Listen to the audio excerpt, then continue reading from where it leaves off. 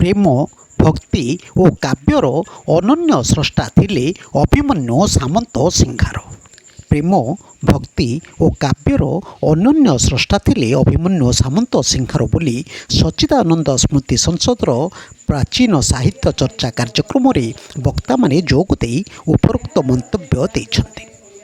ରାଉରକେଲାର ଛେଣ୍ଡସ୍ଥିତ ଚିନ୍ମୟ ଇଂରାଜୀ ମାଧ୍ୟମ ବିଦ୍ୟାଳୟଠାରେ ଅନୁଷ୍ଠିତ କାର୍ଯ୍ୟକ୍ରମରେ ଆବାହିକା ଶର୍ମିଷ୍ଠା କବି ଶତପଥୀଙ୍କ ପୌରୋହିତ୍ୟରେ ଆୟୋଜିତ କାର୍ଯ୍ୟକ୍ରମରେ ଡାକ୍ତର ଗୀତାଞ୍ଜଳି ପତ୍ରୀ ସଭାପତି ଓ ଆଲୋଚକ ଭାବେ କବି ରାଜୀବ ପାଣି ଯୋଗ ଦେଇ ଆଲୋଚ୍ୟ ପ୍ରସଙ୍ଗରେ ମତ ରଖିଥିଲେ।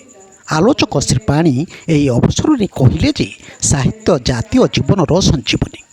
ସାହିତ୍ୟ କେବଳ ଧର୍ମ ପାଇଁ ଉଦ୍ଦିଷ୍ଟ ନୁହେଁ। ଗୀତ ସାହିତ୍ୟରେ ସାଙ୍ଗତିକତା ଅନନ୍ୟ। ଓଡ଼ିଆ ରୀତିଯୁଗୀୟ ସାହିତ୍ୟର ଜଣେ ଶ୍ରେଷ୍ଠ କବି ଅଭିମନ୍ୟୁ ସାମନ୍ତ ସିଂହାର। ସେ ଥିଲେ ପରମ ବୈଷ୍ଣବ। ତାଙ୍କର ବୈଷ୍ଣବୀୟ କାର୍ଯ୍ୟକଳାପ ତାଙ୍କ ଦୁର୍ଲଭ କାବ୍ୟକଳା ଓ ରସଚେତନାରେ ପ୍ରତିଭାତ ହୋଇଛି।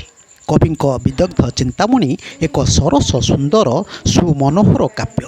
ତାଙ୍କ ଦ୍ୱାରା ସୃଷ୍ଟି ରଚନା ସମଗ୍ର ଓଡ଼ିଆ ସାରସ୍ୱତ ଭଣ୍ଡାରର ଅମୂଲ୍ୟ ରତ୍ନ। ଏହା ସହ ସେ ବିଶୁଦ୍ଧ ଭକ୍ତି ଓ ଜ୍ଞାନ ମିଶ୍ର ଭକ୍ତି, ଅପ୍ରାକୃତିକ ପ୍ରେମ ତଥା କାବ୍ୟ ଗୁରୁ ଉପେନ୍ଦ୍ର ଭଞ୍ଜ ଓ ବାଲ୍ୟଗୁରୁ ସଦାନନ୍ଦ କବି ସୂର୍ଯ୍ୟ ବ୍ରହ୍ମାଙ୍କ ସମ୍ପର୍କରେ ଆଲୋକପାତ କରିଥିଲେ। ସଭାପତିତ୍ୱ ଅଭିଭାଷଣରେ ଡକ୍ଟର ପତ୍ରୀ କହିଲେ ଯେ ବିଦଗ୍ଧ କବି ଚିନ୍ତାମଣିଙ୍କ ଛାନ୍ଦରେ ଅଲଗା ଅଲଗା ରାଗ ଥିଲା। ତାଙ୍କର ସହଜ ସରଳ ଭାଷା ସମସ୍ତଙ୍କର ଗ୍ରହଣୀୟ ଥିଲା। ଆବାହିକା ଅଧ୍ୟକ୍ଷା କବି ଶତପଥୀ ପ୍ରାକ୍ କଥନରେ କହିଲେ ଯେ ପର ପିଢ଼ିଙ୍କୁ ଅଧିକ ଜ୍ଞାନ ଦେବା ପାଇଁ ଏଭଳି ପ୍ରୟାସ କରାଯାଉଛି। ଆମର ପୂର୍ବଜମାନେ ଏପରି ସୃଷ୍ଟି କରିଛନ୍ତି ଯାହାଙ୍କ ଶବ୍ଦ ସମ୍ଭାର ତାର ଭାବ ଶୈଳୀ ବୁଝିବା ଦରକାର। କାରଣ କିଛି ଜାଣିଲେ ଆମେ ଅଧିକ ସଚେତନ ହୋଇପାରିବା। ଏହା ସହ ପ୍ରତିଭା, ପାଣ୍ଡିତ୍ୟ, ଅବିରତ ଚେଷ୍ଟା ଓ ସୃଜନଶୀଳତା ଉପରେ ସେ ଗୁରୁତ୍ୱ ଆରୋପ କରିଥିଲେ। ଶାଶ୍ୱତୀ ମହାପ୍ରଭୁଙ୍କ ସଂଯୋଜନାରେ ଆୟୋଜିତ ଏହି କାର୍ଯ୍ୟକ୍ରମରେ ପ୍ରାରମ୍ଭରେ ଡକ୍ଟର ସୁଶାନ୍ତ ପାଣି କବିଙ୍କ ଏକ କବିତାକୁ ଗାନ କରିଥିବା ବେଳେ ବାଦ୍ୟରେ ସତ୍ୟନାରାୟଣ ପାଢ଼ୀ ସହଯୋଗ କରିଥିଲେ।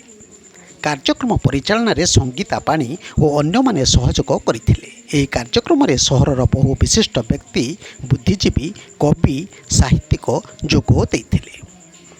ବ୍ୟୁରୋ ନ୍ୟୁଜ୍ ଓଡ଼ିଶା କଥା।